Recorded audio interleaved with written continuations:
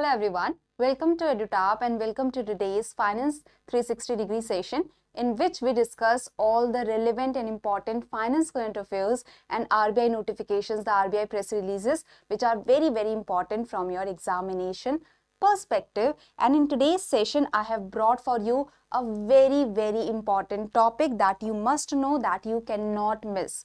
And why this topic is very important, that we will discuss. But first of all, the Reserve Bank of India has released the list of the domestic systemically important banks. Okay, and this is a very important list that RBI releases every year.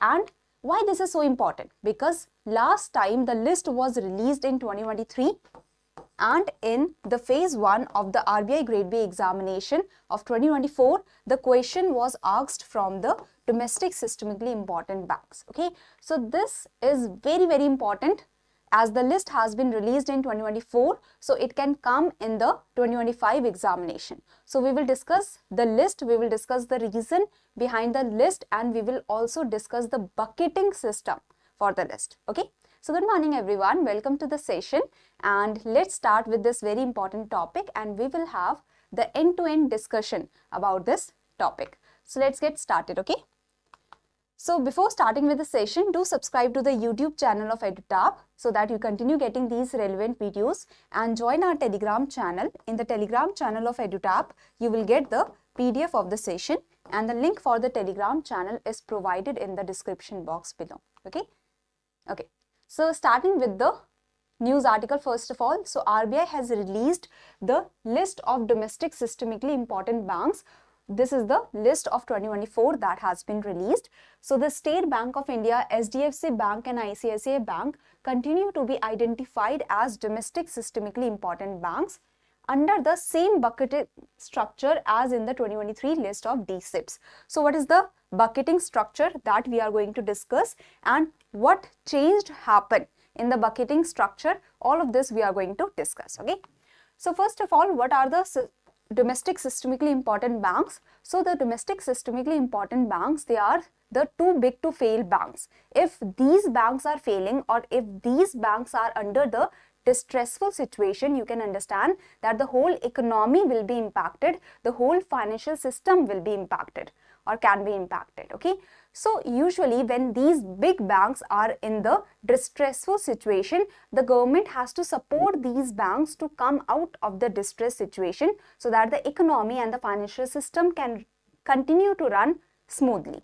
So SIBs, that is systemically important banks, are perceived as banks that are too big to fail, and the government, it is perceived, there is the perception that the government is going to support these banks when these banks are under the distressful situation. And due to this perception, these banks enjoy certain advantages in the funding markets, because the fund providers or the investors or the stakeholders, they know that these are the big banks that are going to get the support of the government anyway. Okay, so however, this perceived expectation of government support amplifies the risk taking.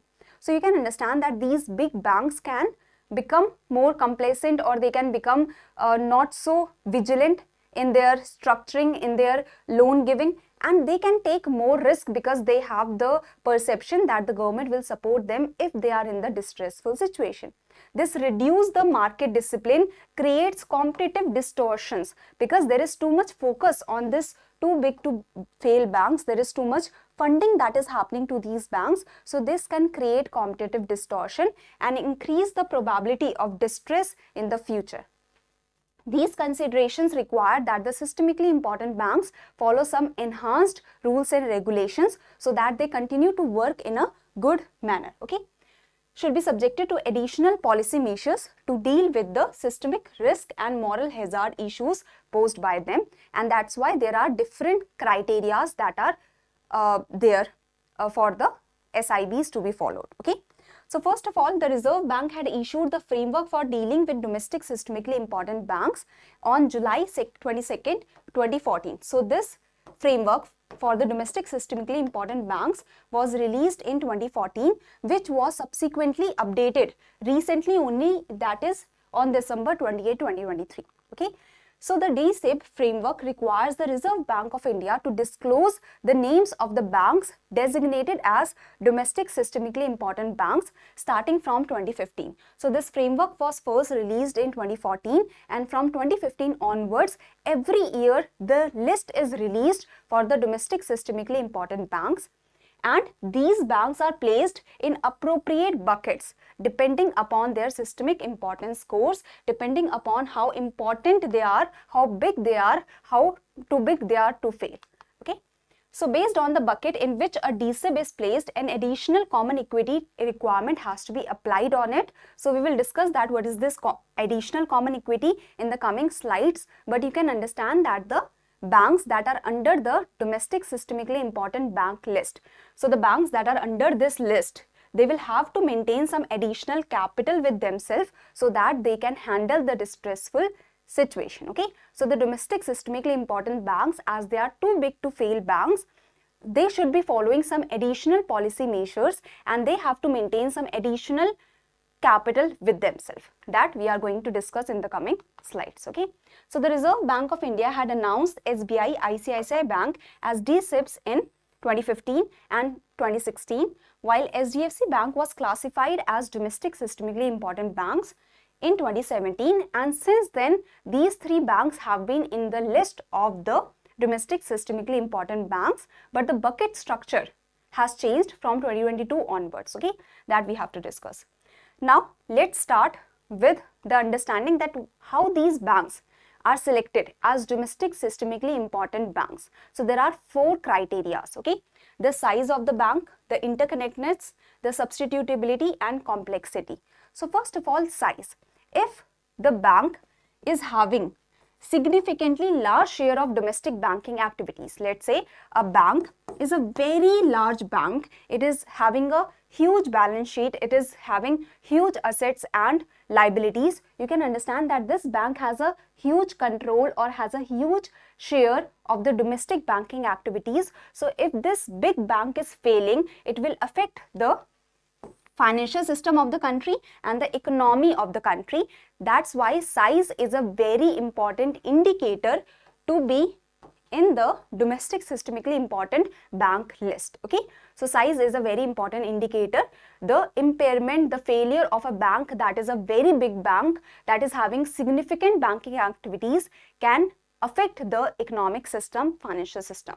The second one is interconnectedness. You can understand that if a bank is connected with many other banks, if a bank is connected with many other banks, let's say this bank has taken loan from 3 or 4 other banks or from the other financial institutions, and this bank is failing after taking the loan from all these entities, you can understand that the other entities will also be affected. So interconnectedness is very important. The impairment or failure of one bank may have the potential to increase the probability of failure of other banks if there is high degree of interconnectedness between this bank and the other financial institutions. So interconnectedness is also very important. Okay. Next is your substitutability, that how easy it is to substitute the bank. The State Bank of India, as it has so many of the branches, as it has so many of the customers, it is not very easy to substitute the State Bank of India. As well as the State Bank of India is also very much entangled, or it is also handling a lot of payments for the customers. So the greater the role of the bank as a service provider in the market, in the banking system and in the market infrastructure, it is harder. So the greater the role of a bank in the economic system, the harder it is to substitute that bank if that bank is very much in the very much handling many of the activities. Okay, so it is likely to cause in terms of availability and range of services and infrastructure liquidity following its failure. So the problem is going to come, the larger the disruption it is likely to cause. So the greater the role of the bank, the larger the disruption it is going to cause, because it is going to be very hard to substitute this bank. Okay, so if certain critical services provided by the bank cannot be easily substituted by other banks, then the problem will come. If the bank is not very much substitutable, if there is going to be problem in substituting this bank, then the problem is going to come. So the small banks, they can easily be substituted, they can easily be merged in the big banks. But if the big bank is falling, then the substitutability becomes the problem. Okay. Now last one is complexity. The more complex a bank is, the more complex instruments the bank is handling, the more harder it will be to substitute it, the more harder it will be to protect that bank or to take that bank out of the distressful situation. Okay. So the more complex a bank is, the greater are the cost and time needed to resolve the problems of that bank. Okay.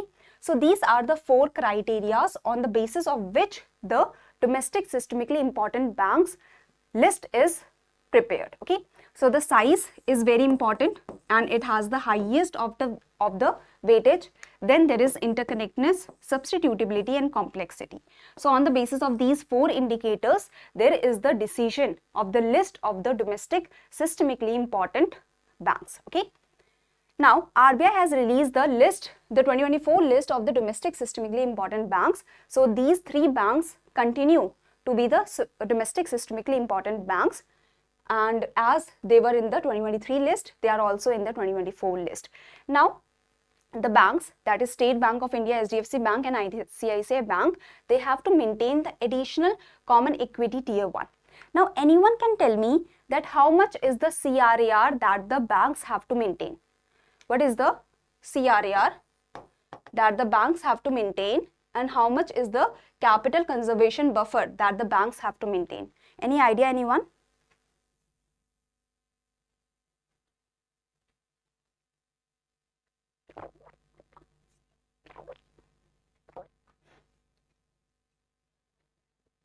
What is the CRAR?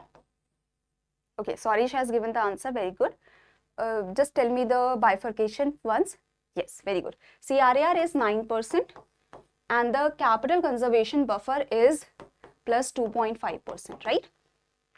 So the banks have to maintain the CRAR of 9%. This is the capital to risk weighted asset.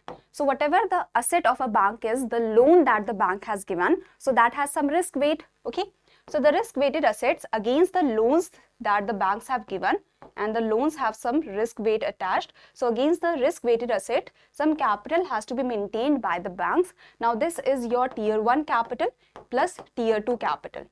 Tier 1 capital is the liquid capital that consists of the common equity tier 1 capital and the additional tier 1 capital. Okay, common equity tier 1 capital is the most liquid capital that constitute of your reserves and such. Okay, so this is 5.5% that the banks have to maintain.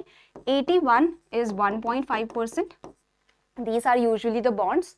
Now tier 2 is your not so liquid capital, that is the asset of the bank, the infrastructure that the bank has. So 2% of the capital the banks can keep in the tier 2 capital. Okay, so you can understand that this is the 9%, 5.5, 1.5, that is 7% plus 2%. This is the 9% of CRAR that the banks have to maintain. Other than this, plus 2.5% is the capital conservation buffer. This is the additional capital that the banks have to maintain. So banks have to maintain the capital of 9% in the tier 1 and tier 2 capital. You can see the bifurcation. And the banks have to maintain the additional, that is the capital conservation buffer. This is the buffer of 2.5% that the banks have to maintain, usually in the tier 1 capital. Okay, so in total, the capital that the banks are maintaining is 11.5%. Now, the RBI is saying that these are the too big to fail banks. These are the very big banks. So they have to maintain. So in addition to the capital conservation buffer, they also have to maintain the additional common equity tier 1 capital. So the domestic systemically important banks have to maintain the additional common equity tier 1 requirement. This is in addition to the capital conservation buffer. So all these banks have to maintain this CRAR, as well as they have to maintain, the State Bank of India has to maintain 0.80% of the additional capital. The HDFC Bank has to maintain the additional common equity tier 1 capital of 0.40%, and ICICI Bank has to maintain the additional common equity tier 1 requirement of 0.20%. Now here a note has been written that the higher domestic systemically important bank surcharge for SBI and HDFC Bank will be applicable from April 1, 2025.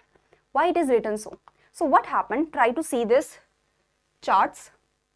So in 2023 January, there was the list of 2022 that was released. So in the 2022 list of the domestic systemically important banks, the State Bank of India had to maintain 0.60% of the additional common equity tier 1 capital. ICICI Bank and HDFC Bank had to maintain 0.020% of the additional common equity tier 1 capital. Okay, so State Bank of India and the ICICI and HDFC Bank, they had to maintain these additional common equity tier 1 capital.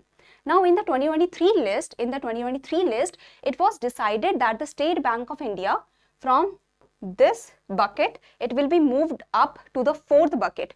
So State Bank of India was in the 3rd bucket. Now the State Bank of India in 2023 list has been moved up to the 4th bucket, and the HDFC Bank has been moved up from the 1st bucket to the 2nd bucket. So you can understand that there is the movement that has happened in the buckets, and HDFC Bank now has to maintain the higher common equity tier 1 capital, and the State Bank of India has to maintain the higher additional common equity tier 1 capital. So as they are moved up to the higher bucket, so there was a timeline that was provided that the higher domestic systemically important bank surcharge for SBI and HDFC Bank, because SBI was maintaining 0.60%, now it has to maintain 0.80, while the HDFC was maintaining 0.20, now it has to maintain 0.40. So additional common equity tier 1 that it has to maintain, the higher common equity tier 1 that it has to maintain, for that will be applicable from April 1, 2025. So there was a timeline that was provided. So now in the 2024 list also, it has been said that the State Bank of India continues to be in the 4th bucket and HDFC Bank continues to be in the 2nd bucket rather than the first one. So the higher D-SIB surcharge for SBI and HDFC Bank will be applicable from April 1, 2025. So this is again going to be in news in April 1, 2025 that the SBI has achieved it or the HDFC Bank has achieved it or not. So this is very, very important. I hope this is clear. Is this clear? Tell me first of all. Is this clear?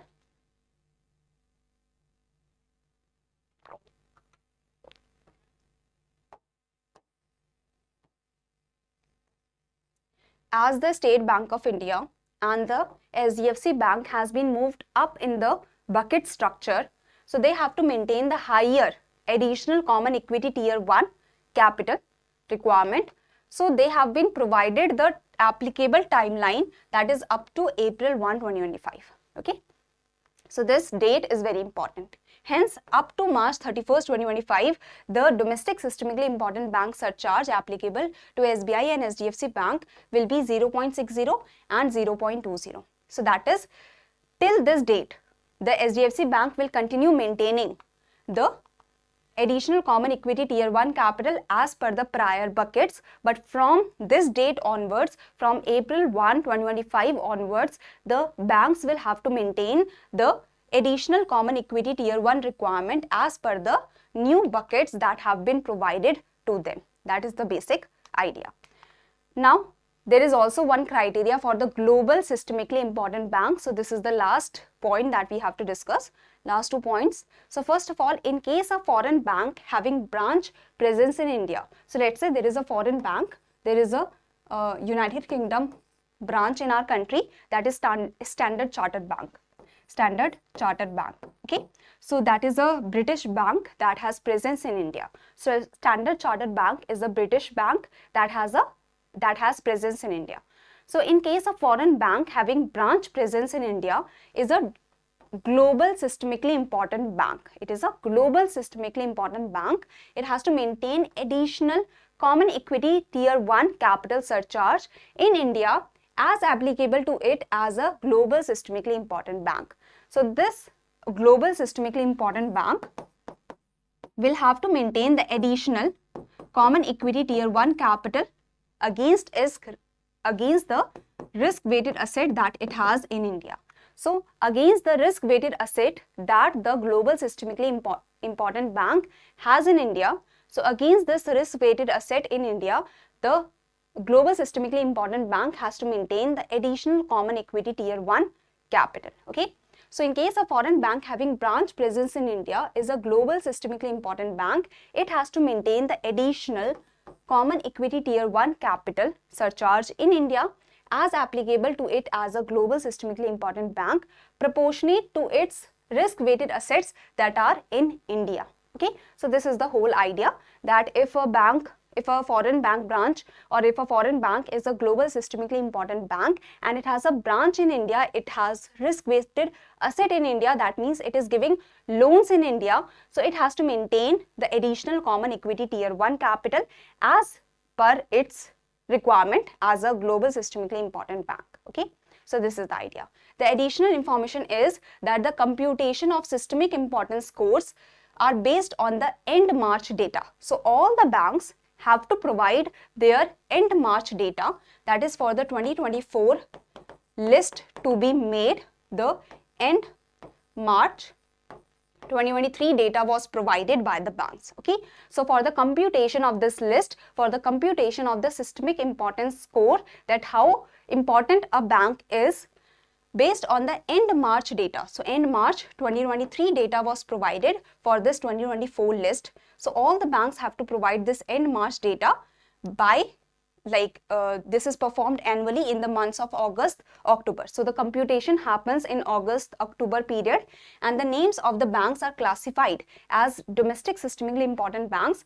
These are disclosed in the month of November every year. So this is the idea, that all the banks, they have to provide the end March data by the August 15 of each year, so that the computation of the systemic importance score can happen in the August to October period, and in the November the data will be released. Okay, so basically the end March data, all the banks have to provide by 15th August to the RBI. So in the August to October period of the same year, the RBI will be computing the systemic importance score, and in November the list will be released of the domestic systemically important banks. So in the updated guidelines, this has been mentioned clearly that every year in November the list will be released. So you need to keep this in mind, that in November the list is released. Okay, and this is the whole idea. Any confusion anyone has till now? Any confusion anyone?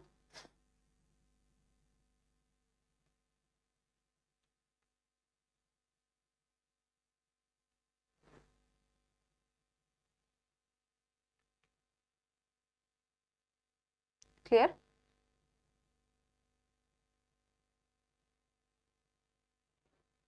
Okay. Now, before going to the questions,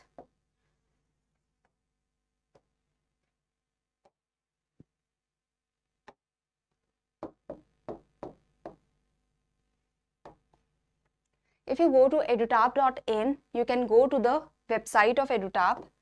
So this is the website of EduTap where you can go, and you can go to the free material in which we are providing to you the blogs, and the blogs are very well written by the team, so that you have the exam information, the relevant information with you. So if you go to the end of the page, you can go to the exam information, and you can see the exam information for any exam that you want to see.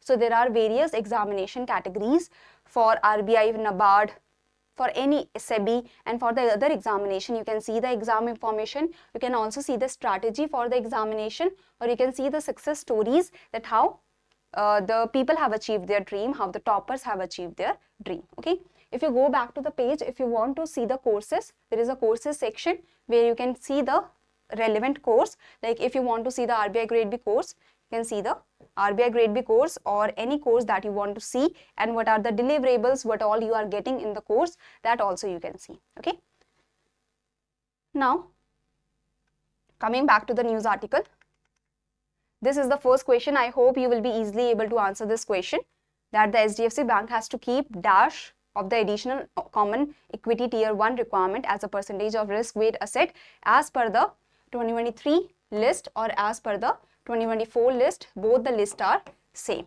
Okay, now coming to the next question, that is the structure, like the bucketing structure is decided on the basis of which indicators that you have to tell. Okay, so the bucketing structure is decided on the basis of which parameters that you have to tell. Okay, and such a question has came in the examination for the IRDI also.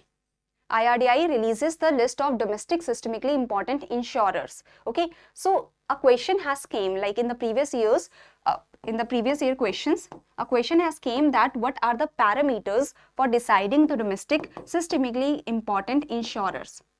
So such a question can come that what is the parameters for the list of the domestic systemically important banks. Okay, so you must know the parameters, you must know a little of the background of this domestic systemically important banks. Okay, so I hope this is very much clear and you will be able to answer this question. So both these questions are your homework questions. Try to answer these questions, not very difficult. Okay, and if a question comes that from when the new additional tier 1 capital has to be maintained, so that is from April 1, 2025.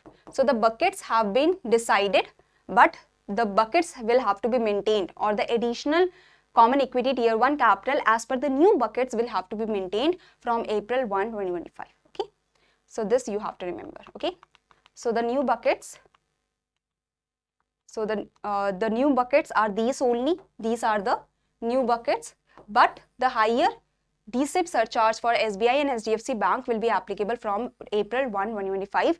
Till this date, the D-SIB surcharge applicable to SBI and HDFC Bank will be 0.60 and 0.20 only. Okay, so but for the next year when the examination come, till then you know that the date will come for the SBI to start maintaining this percentage only. Okay, so this is the idea. So this is it. Thank you very much for attending the session. Do give me the right answer of both the homework questions. And this is it for today. Thank you very much for attending the session.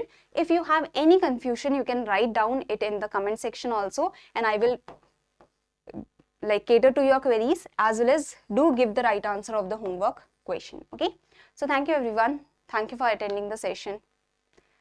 See you in the next session.